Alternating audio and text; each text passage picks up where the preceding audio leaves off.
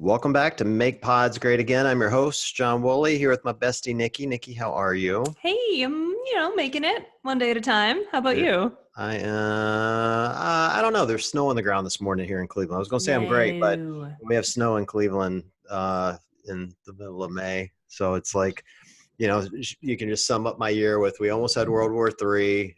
We've had this virus. I've been in quarantine for a month now. Then we got murder hornets, and now we got snow again in May, which I know doesn't seem that drastic, but it's supposed to be sunny and pretty outside, and I'm getting annoyed. So, Yeah. I mean, if I can't go outside, I at least want to be able to look at sunny skies. So, Nope. Sorry. 2020 said fuck off. yeah. Well, the good news from being inside, at least the murder hornets can't get me. So, True. that's a plus. Plus. And speaking of things that can kill you, we've got battle cancer on tonight. Oh, the worst. Damn, that was a good segue. I'm a pro. Terrible. Well, we've got Scott with battle cancer. Scott, how are you? I'm good, thank you. I mean, that's the stock response, isn't it? I'm good. I'm good. Yeah, I'm good. I think that's like what everyone's kind of like at the minute. Yeah, it's good.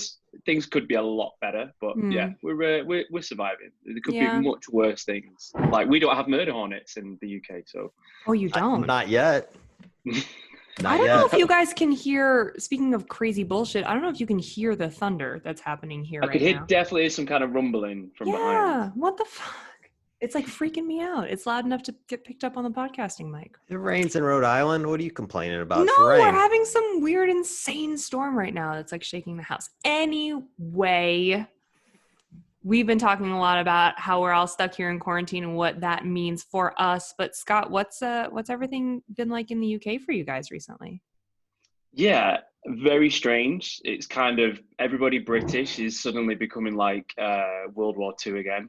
We all kind of feel like we're waiting for the air raids, but with the ability to go for a walk.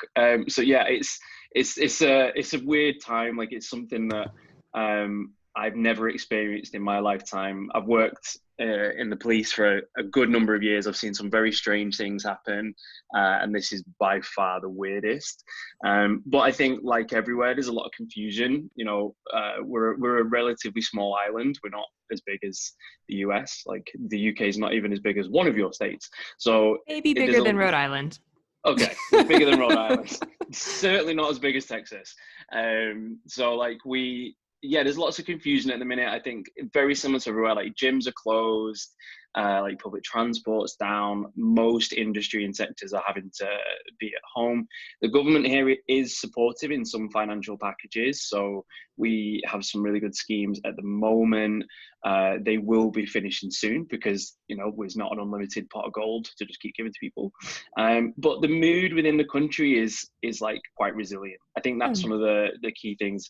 There's a thing that we do every Thursday called Clap for Carers. So everybody leaves the house, stands outside or like leans out of the windows and claps and shouts and like bangs pots together to make noise for all the nurses every Thursday across at the 8 entire p.m. country? Yeah, the whole country does it. Cool. Yeah, it's insane. So that's really cool. So we have this kind of like World War II, like we're all in this together kind of thing in the minute. So that is a very sweet side effect of everything that's gone on. I like your sweet haircut. Did Freya do that for you? Yes. So, I mean, she's done quite well, like considering this high. It's like, we're just not deciding to start at the top. So I think this is going to be a continuation of my mental state during lockdown. So the wilder this goes, I think this is how it's happening. The home haircuts are, I'm really enjoying the home haircuts, especially the dudes with like good fades and stuff that I've seen lately, like when all their like wives and girlfriends and roommates are cutting their hair. I get to try it this weekend. Okay. Nervous for Matt. I've been doing home haircuts for like 6 years now. It's not a big deal. Well, see, right? Everyone should just pick their heads. Yes. Yeah, make it easy. I thought about it, and then I have a very distinct shape of head that the world is not ready to see without a large amount of hair on top of it yet. So that's why it's staying how it is. Well, my head is shaped beautifully. I just like to throw that out there. You're lucky in that respect. Yeah, I definitely couldn't pull that off, John. I don't think I can enter that club of cool Well, bald. to be fair, I wasn't really trying to pull it off as much as it was pulling itself off. So Oh, your hand was forced. pretty much. Yeah. So yeah, and here's how it came about. It's actually kind of a funny story. So I started shaving it, like buzzing it, not shaving it first. When I started, like I went to get my hair cut, and this poor woman was cutting my hair, and she spent 30 minutes like trying to make me feel like I wasn't bald, like she's doing like the comb over. And I'm like, okay, this shit's not going to happen. So I go home and I went and bought some clippers and I buzz it. And I thought that'd be the end of it. I'll just buzz my hair. It won't cost me anything moving forward. It'll be fine. Well, I work in a bank. So in banks, we have cameras everywhere. And in some of the branches, we have those cameras where you can actually see yourself like a TV monitor so people know you have cameras. So one day I'm standing in the lobby and I see myself on the monitor, but because it's the monitor, I actually just see the back of my head. And I have that Captain Steubing from, Love Boat ring around my head. I may be too old reference for you guys. Uh-huh. Jean-Luc Picard, it's like Yep. Okay. you could just see the receding hairline. And I'm like, all right, that's just not going to happen either. I'm way too young to have that haircut. So I went out that afternoon and bought a bunch of razors. I'm like, I'm just shaving it. I've been shaving it ever since. Never stopped. What year was that? Oh, Was that, man. 6 years ago? No. It was before that. It probably closer to 8. Nice.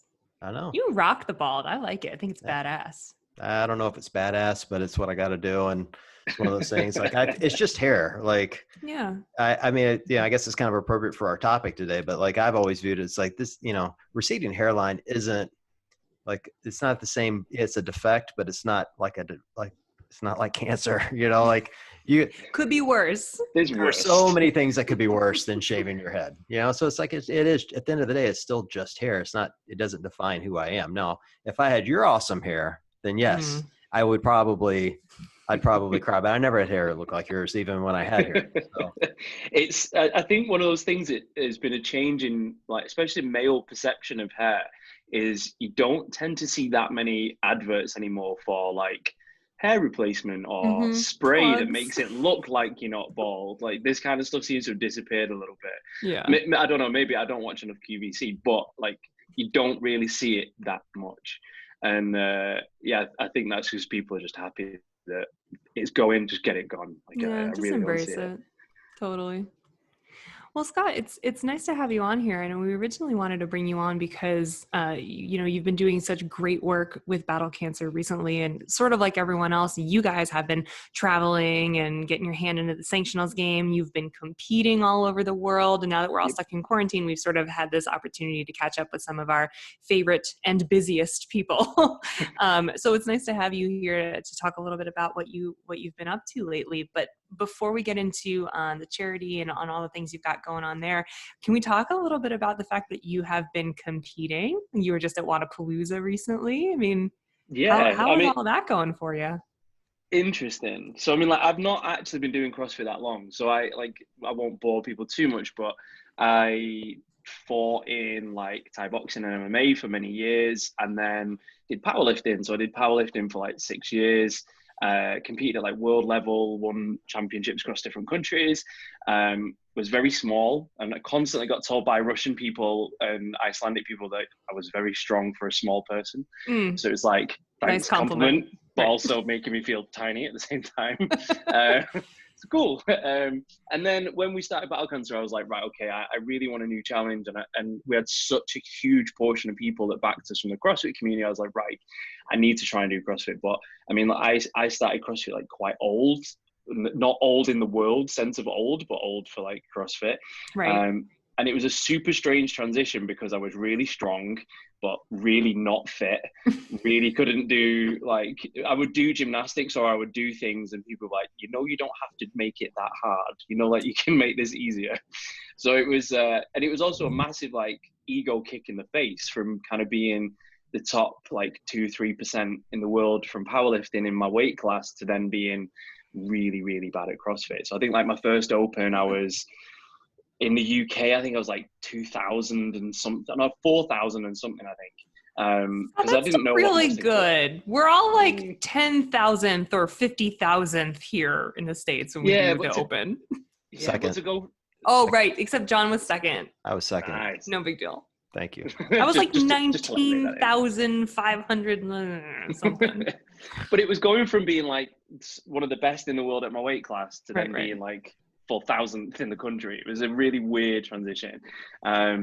And yeah, I've just kicked myself every single day, like 2 or 3 times to just get better and better. And then this year was the first year that I competed at Sanctional. So I kind of skipped most normal CrossFit comps. Like I'd done like 2 CrossFit comps before my first Sanctional.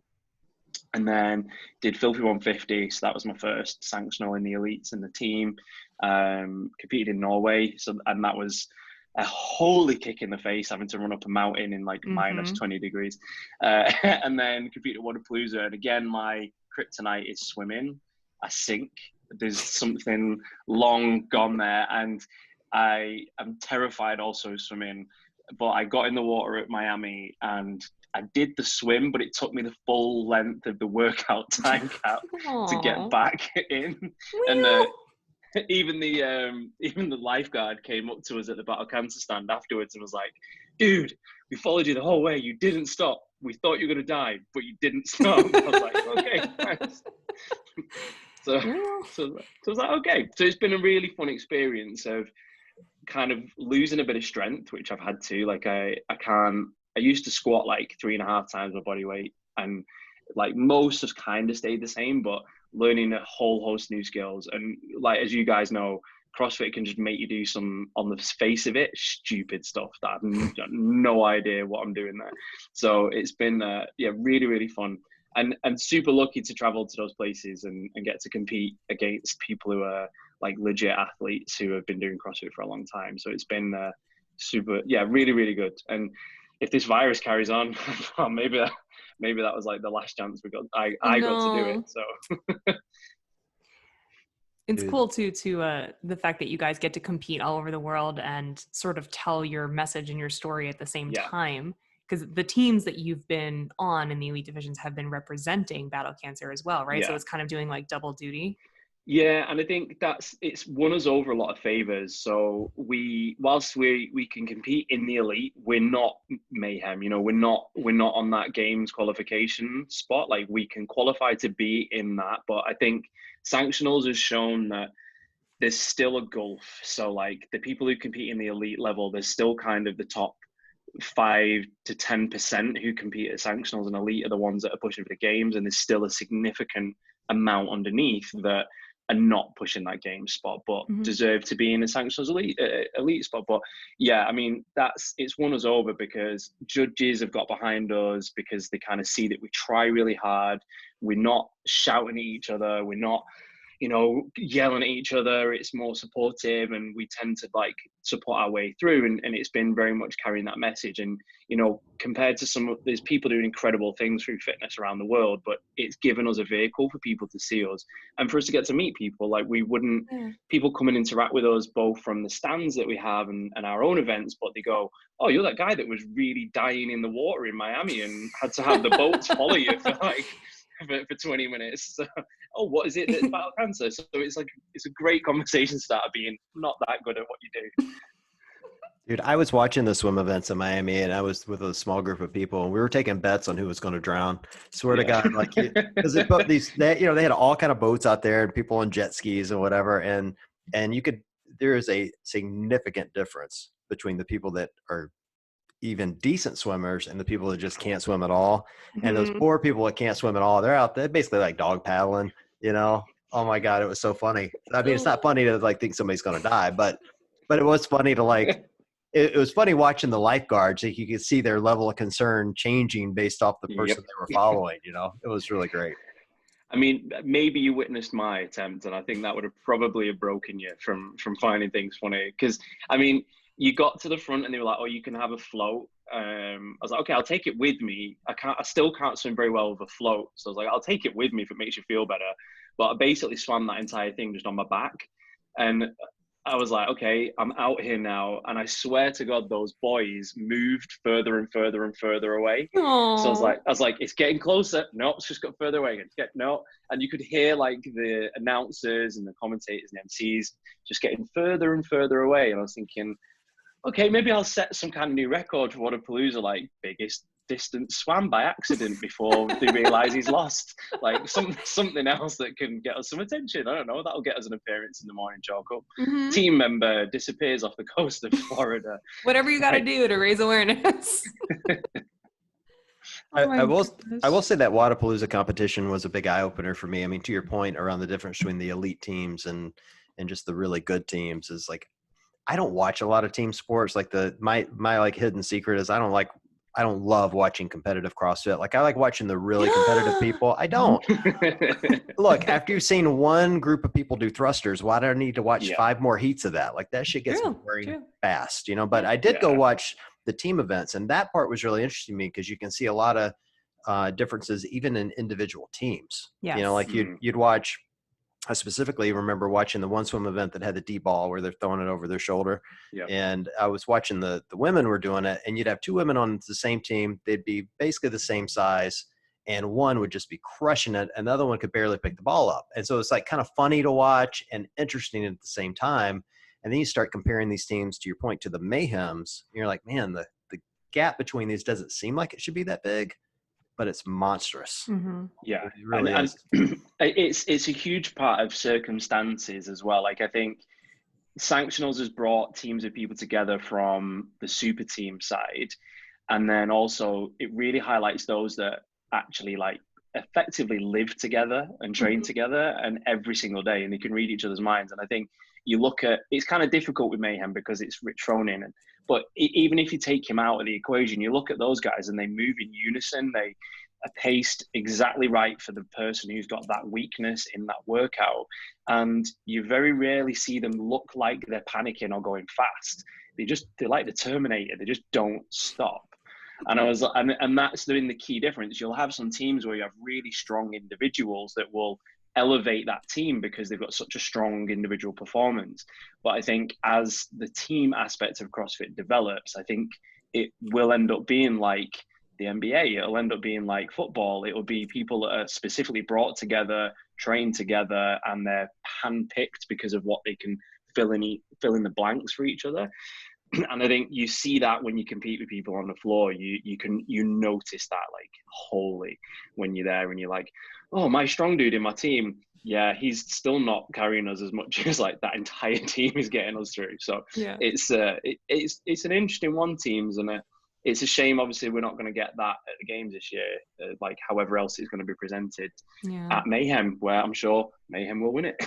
Right. Yeah. I wonder how all that is going to shake out. I keep hearing rumors that Mayhem's going to run their own competition, so we'll see. Right, like fingers crossed that Rich pulls one together down there. But it'd be cool. I know this is why I don't do team, because I don't want to elevate 3 other people. I'd rather just be great on my own. Definitely not. It's also like a weird level of accountability. There's an element of no matter how like hardcore you are, that you can get to a point where you go, I'm done. Whereas there's a girl, Lauren Calvert, who I competed with in Norway, and on the run. So again, I hate running. Like I can lift and do gymnastics, but running, swimming, terrible. And the entire way around that mountain, she was screaming at me in a very strong Scouse accent.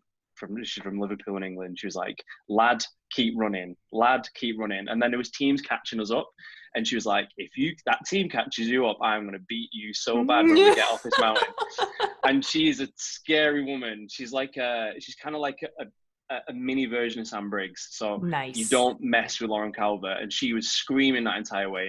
And you pick each other up. And she would always kind of say like, think about why you're here, think about what you're representing, like just keep going. And I think that's that level of accountability where if I was on my own climbing that initial like mountain, I'd have been like, no, done, I'm good. I'll take last. Yeah, I'll take last. I'm just here. It's a nice view. I think I'm scared of the women from the UK. You should be. All of them. You should be. They're all such badasses. I mean, seriously, they're all fitter than me. Not that that's hard, but still, man, it's just intimidating. What about the women from New England? They're Americans, Oh, man. At Wadapalooza, I had like a career highlight of, so Sam Briggs has done so much stuff for us at Battle Cancer. We've been so lucky. And she'd got a t-shirt signed by loads of people that were raffling. And so I was kind of like messaging her, trying to find her before the award ceremony. And she gave me a hug. And I was like, oh my God, that's never happened. I've met Sam like a good few times, and I've even trained with her, and she gave me a hug. I was like, okay, that's it, I've made it. I was like, Sam Briggs has hugged me. This is Never it. I'm washing done. this body again. Yeah, I'm like, Done. my endurance level has now gone up by 15% because Yep. I've touched her. So like, I'm set. That's awesome. Yeah, I can't top that. No one's ever hugged me. No one ever. No one one, ever. zero people, and now no one ever will. We have to remain No. socially distant. I That's know. it. See. Oh man. Well, we had a chance to meet in Norway for the first time, Scott and I, and I didn't rag on you for your mountain run. Maybe I should have, but I did have a chance in Norway for the first time to learn about battle cancer. And I mean, you know me, I'm like a bleeding heart and I want to help everyone. And there are a lot of great charitable organizations within, especially the CrossFit community, that I think we do a great job supporting. But something was so special about you guys and the way you operate and the selflessness around the entire organization, and it made me really, really want to get involved, and it made me want to ask you to come on this podcast and introduce you to John. And there's a lot of things out there, and there's a lot of people that we can help, and animals that we can help, in organizations, and I cannot stress enough how much I love you guys and the work that you're doing. So it is, Scott didn't pay us to get on the show. Like it's the kind of thing that I really do truly believe in. And I want you to have a chance to tell the story of battle cancer, and especially with the Move Forward program, because given the state of the world right now, and what we can and can't do, and we can't be together, and we can't host these events, which I know sort of like were the pinnacle of how you guys were fundraising and doing things. You've really come up with a program that not only can we implement in today's world and the world moving forward, whatever it looks like, but it's this really cool, like self-sustaining system where we're helping people and they are in turn helping others. And I just think it's really unique what you're doing. And it's not just like handouts left and right and, doing things that people could bitch and complain about. It's a system that is working in a real way to help folks who are healing from cancer. So I'll turn it over to you. Just for the people who haven't heard of it, can you give us a little bit of background on what you guys are working on right now? Yeah, of course. And thank you so much. I think the biggest thing for us is so there's a couple of things like I told you last week, and I'm allowed to swear on here, aren't I? So as long as it's not too bad. Yes. We encourage it. I was like, there's a saying in England, and you'll have lots of people from England that listen to this, and they'll know what this means, where you can call someone what you call a gobshite, which means it's someone who, it's like also in a term of endearment. So it's like, well, this is someone who's like loud, but in a good way, and like not afraid to kind of like ask and put out in the world to get things. And that's what I've always been like. It was always from an early age. It was like, oh, Scott does well at school, but he talks too much, or he's loud, or he says things all the time. And that's been what's helped us get, I think, through to people like yourself who, there's so many people that do such great things. And unfortunately with charitable endeavors, often people are very, like internally driven. So they don't talk about it a lot, or they don't like to kind of put it out there in the world. And that then falls on their detriment because people don't actually see what it is that they're working on and developing. Where I'm on the other hand, like I email people 1,000,000 times until I get an answer from them. I'll stalk them on Instagram until they give me an answer and they'll share our post or something. So that's been a little bit, I think, of the difference. Battle cancer, like you said, 99% of people that listen to your podcast won't know what we are or what we do, but we started about 3 years ago. It sounds really like I'm going to start singing with a dream. We started with this concept of I'd done so many different individual fundraising challenges, and I often said that growing up I knew how to behave at a funeral more than I did at a wedding. I'd had lots of like external like family members as a very young child pass away from cancer, some in agonizingly slow decay of watching them, some that were taken very quickly. And then my grandfather, who I had a very like troubled upbringing, but a grandfather who was a massive part of my life passed away from cancer. And it was a long lasting thing. So do you know what? I'm going to do something every year. And do you know what? It's more for me than it is for anybody else. It's like my way of just kind of doing something to kind of kick it or whatever. And I'd done enough things. Like I'd maybe raise like a couple of £100 every single time. And don't get me wrong, like that's incredible that people do that, and that's the formative element. But for me, I needed to do something a little bit different. And And I saw that there was lots of events around the world for running or walking. There's not anything really for people that go to a CrossFit class or a normal functional fitness class, or just go to a normal kind of gym and can pick up a dumbbell or a kettlebell, or they can do an air squat, or they can do a burpee. There was nothing really that was for those people that would be challenging and equal a playing field. So I was like, right, okay, I have zero experience of putting events on. I have zero experience of marketing. I have no idea about how you sell tickets or you get people to back you. But I'll just kind of like, I'll have a crack. So we... Right, great equation. Let's start an organization. Yeah, let's just give it a go. So I did a challenge called Raising the Titanic, which was deadlifting for 12 hours, and we got lots of different places to do it. So we broke a Guinness World Record for the most amount of weight deadlifted as a group of people over 12 hours. I herniated 3 discs in my back, tore most of the skin off to my hands, to the point where I had to use duct tape to tape my hands to the bar so I could hold on the bar. And we raised loads of money, and apart from the physical pain, it was just this collection of people coming together. And it really resonated with me that when lots of people came together, because we did this at 30 different locations across the UK. It wasn't just in one gym. We got lots of people behind this idea and this concept. And I was like, okay, the money's fantastic, but the biggest thing here is that people were coming in and out of the gym all day long who we'd never met. Some drove from London to Manchester, where we were, which is like a 7-hour drive, just to take part. And people were saying, look, there's a couple who still volunteer with us now, and her mum's last ever Facebook post was saying that she was proud of her daughter coming and doing Raising the Titanic, and then her mum passed away a couple of days afterwards. And those people just reached to us and poured to us, and it became like a collective group, like almost like a cathartic release for people, that the physical effort with an environment where people could just talk about this shit thing that happens to them, either directly or indirectly, became something that wasn't really out there. Like, there's lots of people, like marathons, you know, they raise millions and millions, but you don't tend to interact that much with the people around you. Right. You just kind of go get it done and then leave. And so I went and booked a huge venue in the UK. Again, like, no experience, no equipment, no sign-ups. This seems like nothing. A good idea. I was like, well, it's like the kind of old thing of Wayne's World, like a Field of Dreams. Like, if you book it, they'll come. Which, Wayne's World and Field of Dreams, great references, both of them. I was like, if they book it, they'll come. I was like, if they don't book it, I'll lose a couple of £1,000 and probably have to like sell something, like a kidney. I don't need both of them. So like, we could do something. So it was a massive like shit show. I think people were very kind from the outside to say, oh, it was amazing and but we learned so much.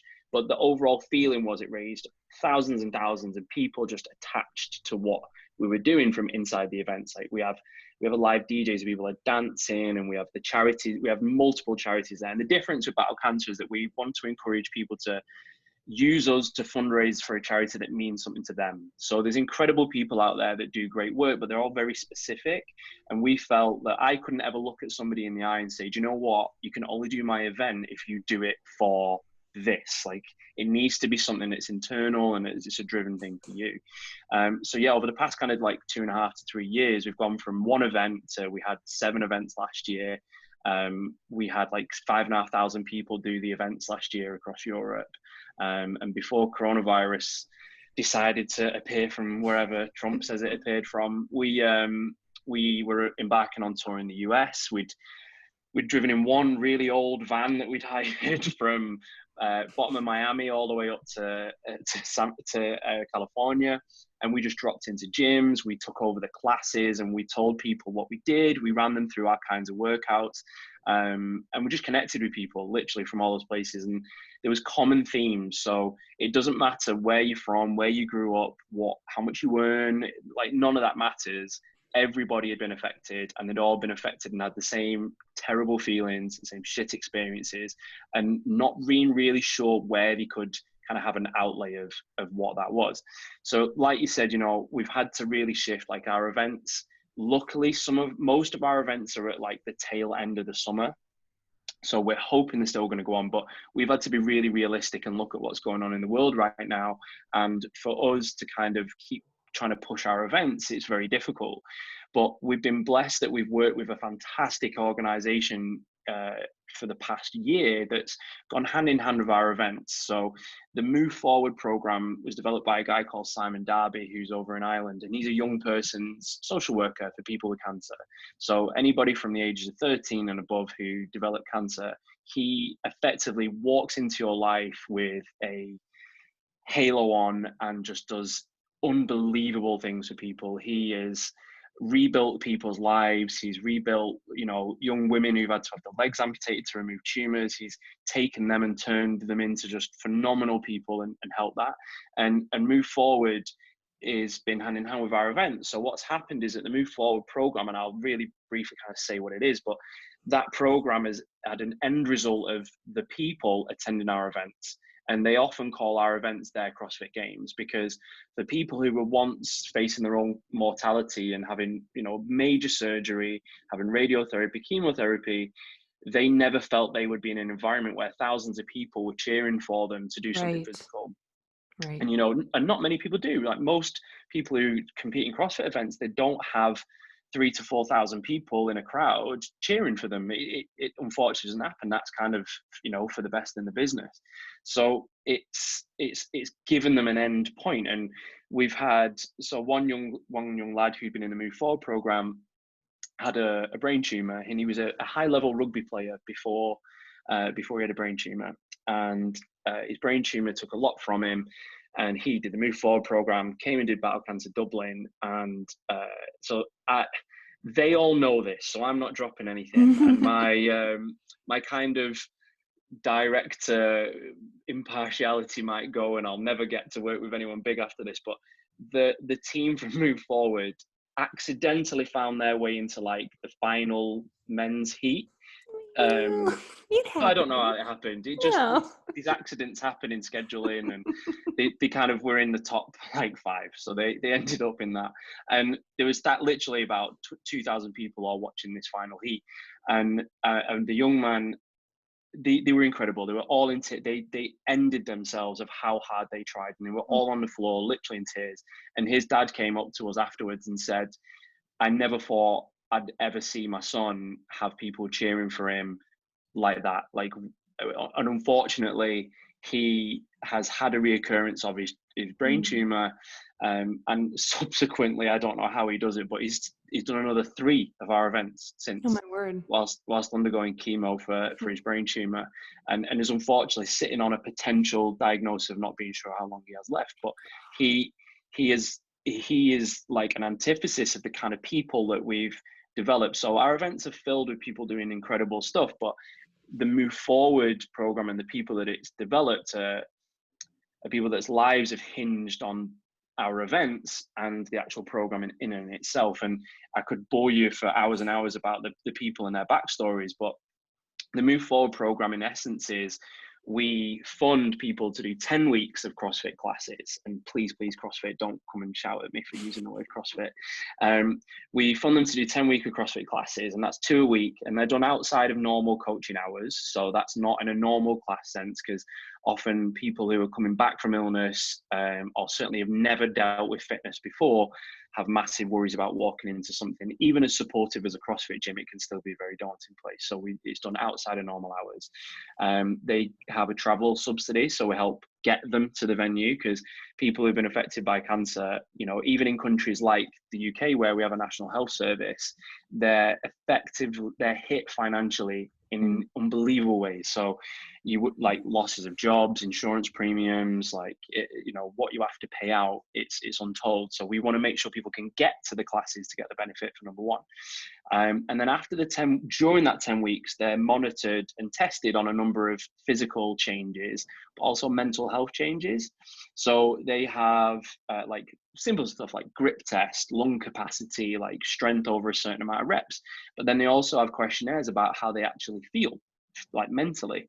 That's done over that 10 weeks. And then at the end of 10 weeks, we pick 1 or 2 people who we pay to go and do their CrossFit level 1.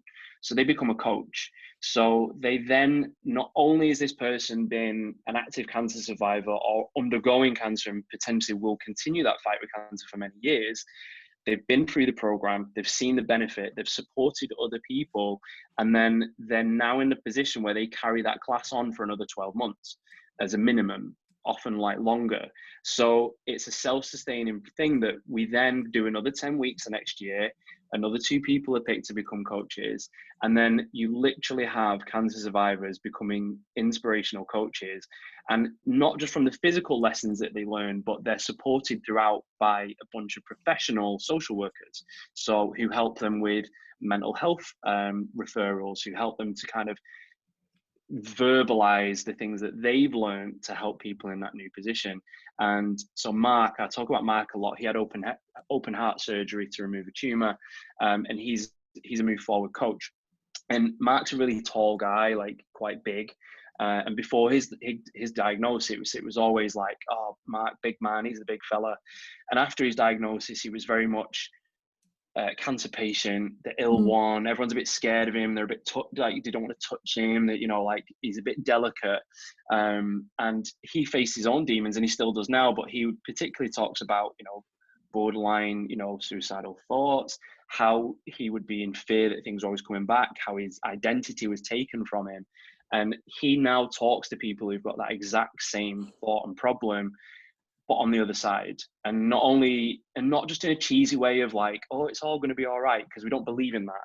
He will say, look, it is shit. You will feel like this. And however, if you do feel like this, here's a couple of things that you can do to try and think your way out of that way.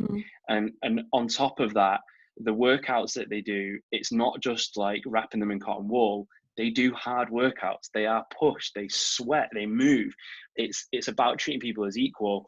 It's not just saying, oh, you're the cancer patient, like basically sit in the corner and watch. It's like, no, this is going to be changing. And, you know, coronavirus is affecting millions of people around the world.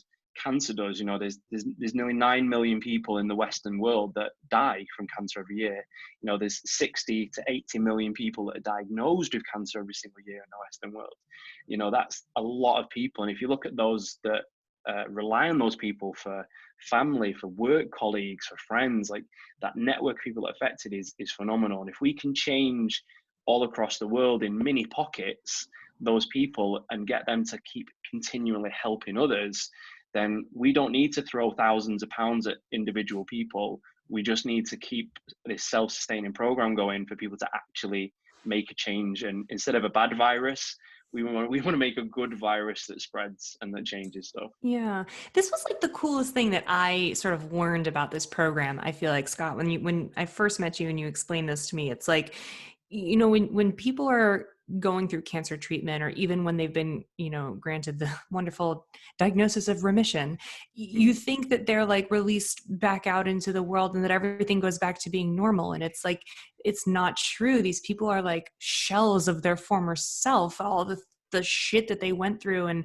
their life is never normal again. It's just this brand new thing that's hard to navigate. And they don't have, once they leave the hospital and they leave treatment, like they don't have that support system, and they don't know always where to go or what to do. And so having this program sort of like not let them get forgotten, not let them like drop off because they've gone through it. Now they're on the other side and everything's great. Like, no, like there's a lot more work that needs to be done with them. And I think that people don't realize that. They don't realize that that portion of time is really important. I think one of the biggest things that people can't see is, so you look at PTSD, and if I say PTSD to you, you'll quite commonly say, oh, like military people Sure. that have been through very strong experiences where they've had to face their own mortality, or they've seen horrendous things, and this stuff has kind of happened in and around them. Some of the biggest people diagnosed with PTSD are cancer patients, both during and post, because they've been through something that not many people are wired. Well, I don't think any of us are wired to be able to process that. You know, a couple of 100 years ago, if you got cancer, you just died. You didn't get told that you were going to die, and you would have this period of, how do I accept that, deal with that, and carry the burden of my family?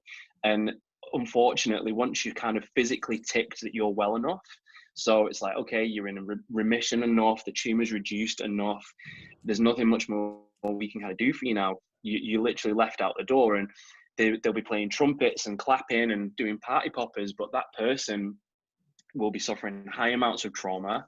They will also then have no fucking idea of what they do next. Right. And that's my biggest thing, and why the reason we kind of use our events, and we use CrossFit, and we use big muscly athletes around the world to tell people about this, is that they all have a voice, and that they can all go somewhere. And unfortunately, most people just don't know, like, where the hell do I go? Right. And we've got people in the Move Forward program that they have no designs to be athletes. They don't want to be an elite athlete.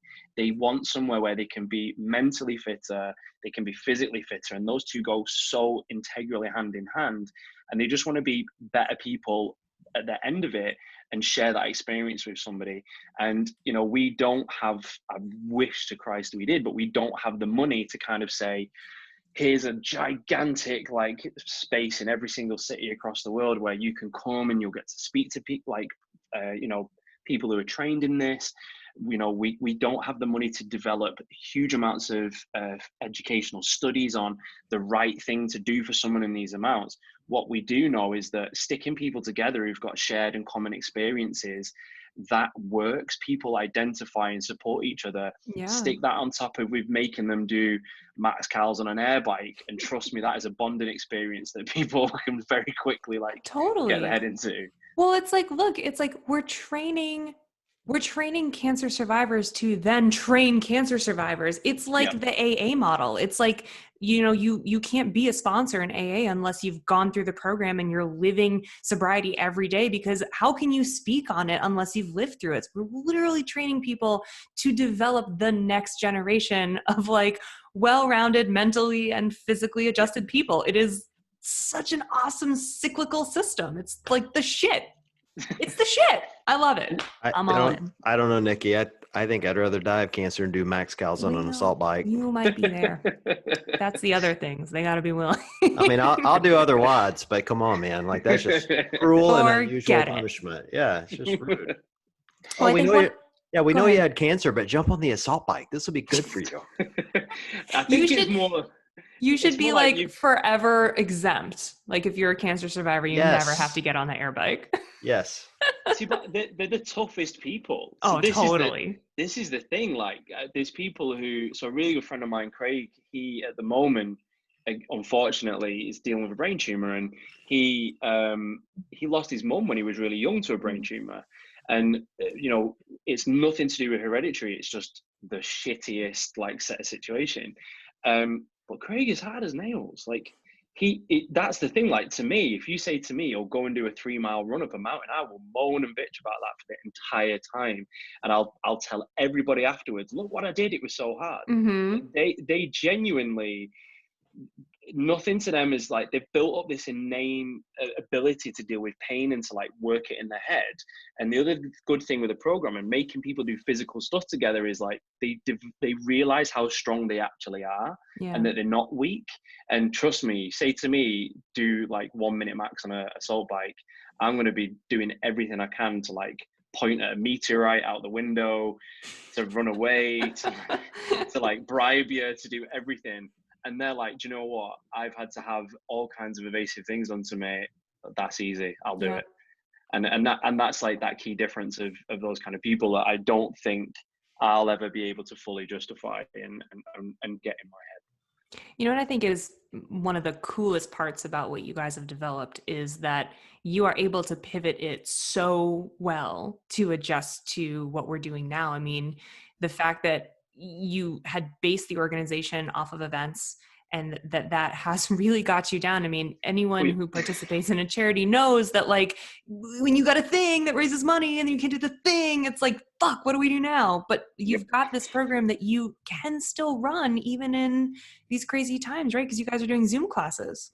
Yeah, so we thought, right, okay, the whole point of this is we bring people together. Oh shit, what can I not do? Bring people Well, together. yeah, shit. And I've seen incredible stuff that like the guys at Live and Loud did with United Mm-hmm. in Movement, and so many things have popped up about bringing people together. And I was like, look, okay, let's get some people that have a strong base and people know and can kind of respond to, and we're going to do the Battle Cancer Move Forward kind of classes.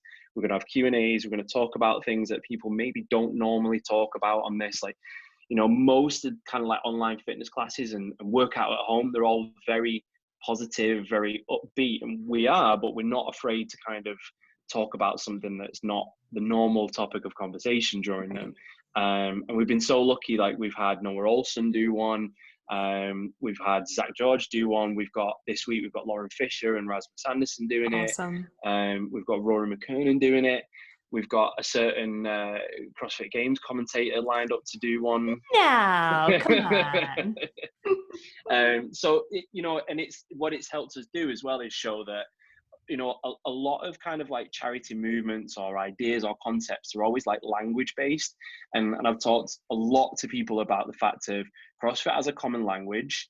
Like, when stuff sucks, you also know what the word fran is in Spanish and in German and in like every other language. You say the word fran and people cough at you, so they know what that is. And then on top of that, you can always understand like personal pain and loss. Like, I think that's not a particularly difficult subject into cross languages to understand. So this has given us the great way of doing it. And the whole Move Forward program doesn't even need me and Freya, my wife, that is here to run it. Like we're just being the mouthpiece. We're being the ones who are asking people to bring money in and help fund this. And our website tells you exactly where every single penny goes. It tells you the costings down to a T, because we don't want people to kind of come out and go, well, I donated, like, what's happened to it and where does it go? Like, it was like, this is exactly what it is. And the system has been put in place that it doesn't need us for it to happen. It will continue as long as we have the money to do it and put them on, they'll happen. And we want them around the world. It's not just in that tiny space. But yeah, the online classes have been fun. It's been interesting doing it where there's like a bit of a lag sometimes and you're having like quite a deep thing. There's a couple of thousand people watching and then it's like, oh, sorry. Oh no, after you. No, after you. And it's like, yep, okay. This is the world we know now. It's fine. Yeah. At this point, we've all been on that one shitty Zoom call where the person's like stuck and you're like, what the thing? You go do burpee. I'll do burpee. You, not me. Okay, you go. And then you think someone's frozen, but they're not. They're just having a rest. And I'm like, right. Oh, okay. Oh. But we've had people from all over the world commenting on those classes. And Battle Cancer doesn't have a huge Instagram. We don't have a huge reach, but people are finding us and connecting with us from literally countries across the world, and they're taking part. And that's been a really, really like whole fulfilling thing for us, because when you believe in something and you live it, from the moment you wake up to the moment you go to sleep, like it's 11 o'clock at night here, so this is like just before my bedtime, but I love it. But you think, oh well, everyone else gets it, everyone else loves it, everyone else understands it, and they don't. But then every now and again you see, oh my god, we had people from Israel, we had people from Greece, we've had people from the US, from Canada, we've had people from Brazil, we've had all kinds of people that are jumping in. Somebody stayed awake in California. I don't know whether they'd had some like party or something, but someone had stayed awake in California. It was 1 a.m. their time, and they were doing the class with us. They just wanted to stay awake to do the class. I was like, that's insane. That's nuts. But that's the power of what moving and having a shared shitty experience that you're happy to talk about can do for people. Yeah. I should run one of these Zoom classes. People would think I actually had cancer with my bald head. They'd be like, he's so brave. Look at it. He's so brave running a class. Very bald and very brave. Bald and brave? Okay, that could be a cool t-shirt. I like that. Mm-hmm. Oh, good. We're looking for new slogans. Yes, that's a good slogan. Bald and brave. Bald and brave. No, but it's true. It's like people are finding ways to sort of stay connected and get involved in what they really think matters. And it's so unfortunate to say that like we have all been touched in one way, shape, or form. However many, degrees of separation, like it's unfortunately the kind of thing we can all relate to. So it's just not going away. And what's really good, and I think like John, obviously you're known from a humor standpoint and how you get to like spin some great stuff in CrossFit, but these people want to be treated like people. So Yeah. you can joke, you can take the piss, you can do this. You don't have to treat people like they're they're on a leprosy island where they Right. can't be talked about and touched. And that's the biggest thing. And the group of people that we've met that are connected into this, they're not sensitive, they're not like scared. That's the real good part of it. And I don't know if you believe in paleo or you believe in like something else. Like if you say that's wrong, oh my God, you're going to get like the biggest triggered reaction from one case or another. But these people who've actually had some really bad shit going in their life, very open, very honest, and very unafraid of like having a joke and dark humor. And that's the connective that gets people through a lot of it.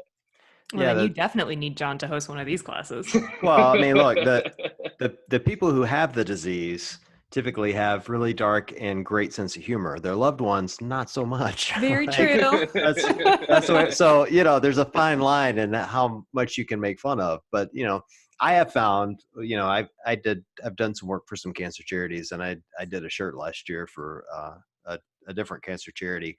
And I did a shirt that said, make boobs great again. It was for breast cancer. And I thought it was very clever. And I changed my logo pink and, did the whole thing.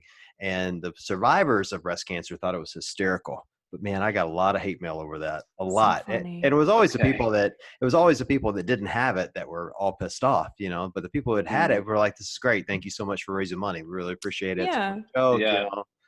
It's like, and I get why people don't find it funny, like humor is subjective, but you're right. Like the people that have gone through that dark place and then they hear dark humor, they go, okay, I get it now. Gotcha. Yeah. I mean, go ahead, Scott. No, to say like Craig, where he had his brain tumor removed, he has like a huge scar. And so like, obviously I'm quite tattooed. And we have battle cancer tattoos that we give out, and they do rub off after about several weeks. We tell people 2 days, but we think branding, so let's keep it on for a while. Mm-hmm. And he always puts it on the side of his head. And he's done that at every event he's ever volunteered at over his scar. And he makes a big deal out of it. And at the minute he's had to shave his hair again for more treatment, and he's got a really bad mullet. So everything is, I've got the Tiger King mullet, I've got this and I've got that. And like, I don't know. I feel like it's when people have been through things, they develop like an extra layer of toughness that sometimes can be used to hide things that's happening behind there, but also is a fantastic coping mechanism for people. And I've seen it time and time again.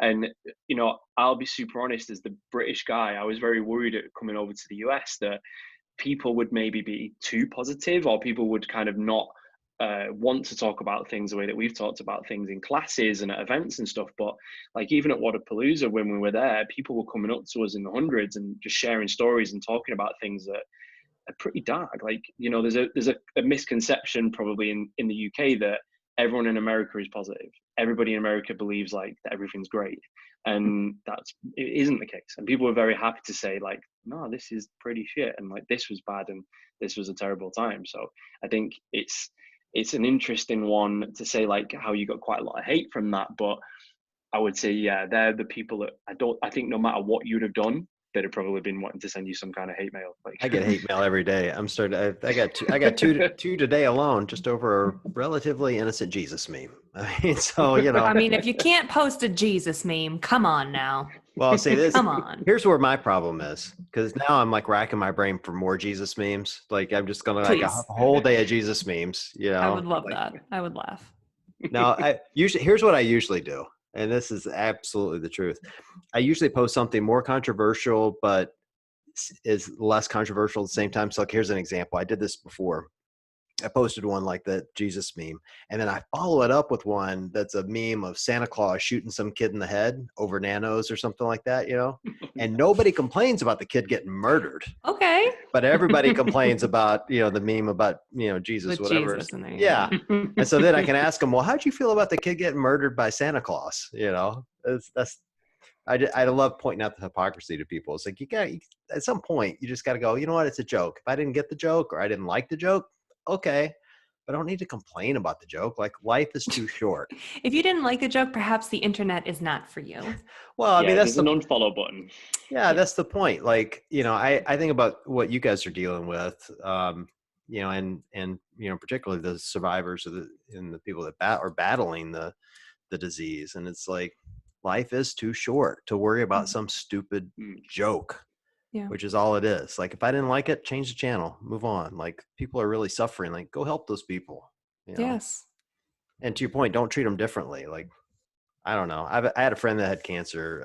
He's in remission now, but he was a CrossFitter, and he's a level 1 coach now. But at the time he wasn't. He's my age, and they found a mass in his chest, and he had to go through chemo and the whole deal. And the whole, all the way through, all I'm saying to him is, I can't wait till we get back in the gym so I kick your ass, because you're weak as fuck right now. Yeah. I bet he was like, finally, someone who's not handling me with kick gloves. Yeah. Well, I mean, that was the point. Like, and we've had a good friendship over the years because of that. Because it's like, I mean, I'm sympathetic to what he's going through, and I was at chemo with him, like hanging out. But at the same time, I mean, come on, I got to post a time. It's going on the whiteboard. Like, if I got a chance to beat your ass, I'm going to beat your ass. Let's take it. Let's go right now. Let's do some burpees. Well, it's like the beauty of this whole program, right? It's like these people need help, and they don't necessarily need their hand held through flower patches and this, that, and the other thing. Like, put them in a fucking CrossFit class.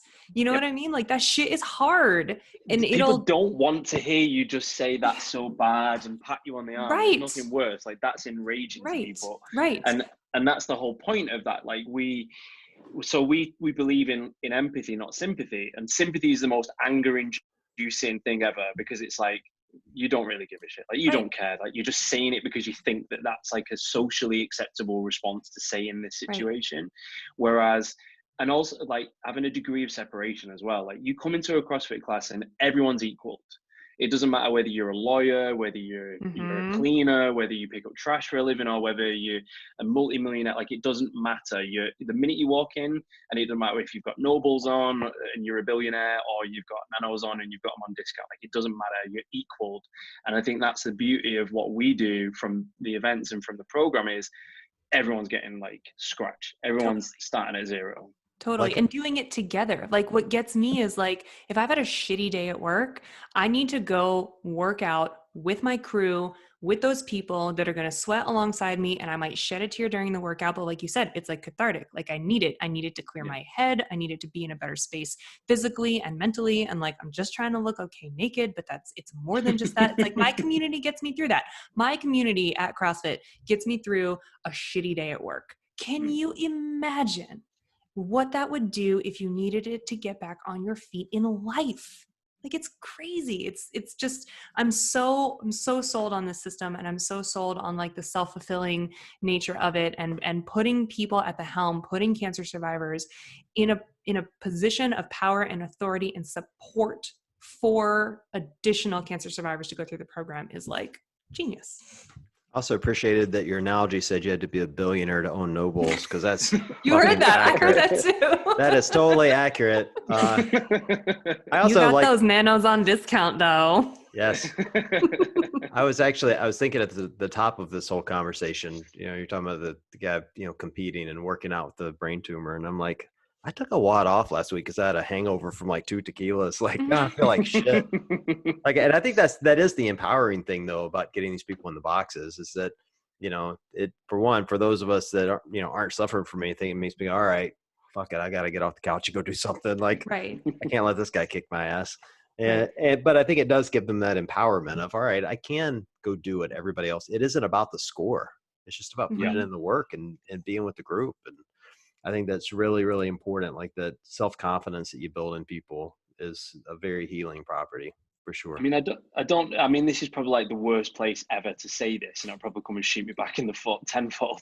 But like, elite CrossFitters to me are not the most inspirational people. Like, they have fantastic traits to become incredible athletes, and they do, and there's a lot that you can learn from them. But it, like, inspiration and like needs to come internally first, and it's very difficult in the kind of CrossFit world, or like, the CrossFit kind of cult, if you think about it in some shape or form, that we hold up very strong athletes and say, I want to be that person. So like, Matt Fraser, best ever, whatever, and you say, right, okay, I'm going to go and train today because I've watched a Matt Fraser motivational video on YouTube. Like, that's only going to get you that Rocky IV feeling, like, so far. Like, that's, he is him and he's in his own world and he does everything that he's not you. Whereas like what you said, when you know somebody who's in your box, who's training or has been affected, and you're like, I know that person, I know where they live, like I know their family, I know what they did for a job, and I've seen them drag themselves through having their cells literally attacked by radiation for hours on end to still come and do something physical. Like, yeah, I better get my own ass in gear. Like, I think that's not to take away from those incredible athletes, but I think it's just a completely different reality that they exist in, and we can hold them up and applaud them. But I don't think, compared to people that I've met, like Kurt, who competed in Ireland with a brain tumor, who used to be a rugby player, he is far more inspirational to me than any CrossFit elite athlete that I've met. Like, I can't even put them close together on each other. It's not the same. And I think when I have a day where I think I could be doing better, or I could be doing more, or I should be working more, or I should be annoying another person to try and get some like exposure for bowel cancer, I think about those people and the things that they've had to face that I'm very, very lucky that I haven't. And I think I don't know, I might be way off the mark on that, but that's something that I've picked up from dealing with a lot of people who've had to go through illness. No, and I think the people who you're training to be move forward coaches also hold that like very high inspirational, like, please put those people on a pedestal status, because they have clearly dealt with their own demons to a point to get themselves in a good spot, or at least a better spot in life. And then they charge toward them again every single day and open themselves up to other people who also need to talk about the shit that they went through, and emotional support and physical support. And they offer themselves up as a mechanism to, climb on me to get to a better place. So I mean, I think those people also belong up there. Yeah, I've never been inspired by a professional CrossFitter. I think inspiration, no, never. I don't, like, I'm impressed by professional CrossFitters. I'm sincerely impressed by, the really elite ones at what they're capable of doing. It's like, like here in Cleveland, LeBron is, our hometown guy, right? And I've never been inspired by what he can do on the basketball court. And he made me cry when we won our only championship in 1,000 years here in Cleveland. Like, but I was never, inspired by him. I was impressed by him. I am inspired by him when he gives back millions of dollars to inner city kids to put them through school. Totally. And I think that there is a big distinction between the inspiration of what you guys are doing and the, respect that we have for the great athletes. So I don't think you're off base. I'm right in line with you. Screw Frazier. Bottom line. Bottom line. So Scott, in these sort of like crazy times, and I really do hope that we get back to a point where, you guys can host the events again. And that's obviously such a huge motivational factor for so many people who are dealing with this kind of treatment, this kind of disease. But in the meantime, what is sort of the best way for people to learn more about you guys, get involved, volunteer their gym for the Move Forward program? I don't know. Like what would be helpful for you guys right now? Yeah, so I mean, I always do the like little modest thing of saying, you know what, if I can just steal like literally 5 minutes of your day. I know people spend a huge amount of time on Instagram. So during that time that you're looking, longingly at Nobles, trying to save up to afford them, go over to look at battle cancer. So on Instagram, it's battle.cancer. But if you go onto Google and you type in battle cancer, I worked really hard to get battlecancer.com. Very, very hard to get that, and we got it. Nice job. And within there, it does talk about the events. It talks about us as the team. It talks about like the kind of story behind it. We even have forums on there where people kind of can interact with each other and share stories. But we have all the details of the Move Forward program, and we have a very important button on there that says click to support us. And the supporting of that is, we need around about, I'm trying to do my dollar conversion, we need about $5,000 per program. Now that's not just for 10 weeks. That's for effectively 2 or 3 years, because that $5,000 pays for the subsidy, it pays for the classes, it pays for the coaching and the training, and then those people carry that work on. So for every single one, that's how much we need. We want to put as many on as possible, and every single time we have that amount, we can then launch one. We get it, and we've got the infrastructure and the staff and the people from this end to deliver on that. We just have to do the cost. And also on that section on Battle Cancer's website, you can see the Move Forward program and the studies that were done in line with Belfast University. Because what we didn't want to do as well with this is just say, oh, this is awesome, like it works. Yeah, it totally works. Trust us. Yeah, it works. Believe me, like like this new product, like that it's amazing. Like I've said it's amazing. Just believe me and give me money. We didn't want to do that. So it's been a huge amount of work from Simon and from all the team over there and people at Belfast University that have done huge medical studies on this and on the recovery aspect, both physically and mentally. And it even looks at things like people often find that they have trouble with digestion to a huge extent, a significant period of time post-treatment. And the physical recovery has reduced the amount of times that people vomit, their ability to retain food, their ability to put weight back on. So from physical things like that, all the way through to their mental health, from initially talking about maybe not wanting to be on this planet anymore, to now signposting that they're actually ready to help others and want to help others. So, and that happens over 10 weeks. Like it's an insanely short period of time in the world. Like, you know, in the UK, we've been in lockdown for 8 weeks, you know, 2 more weeks and we could have had 15 people through a Move Forward program to completely change their lives and change others. So we just ask that people come and have a little look. You know, if you think, usually I would be spending $20 a week on coffee and I'm having to do coffee in my house, working at my desk, took that $20 to us, and it means that we can do something. And even though gyms are closed, we know that gyms are closed at the moment, they're not going to be closed forever. It isn't the end of CrossFit and it isn't the end of functional fitness training.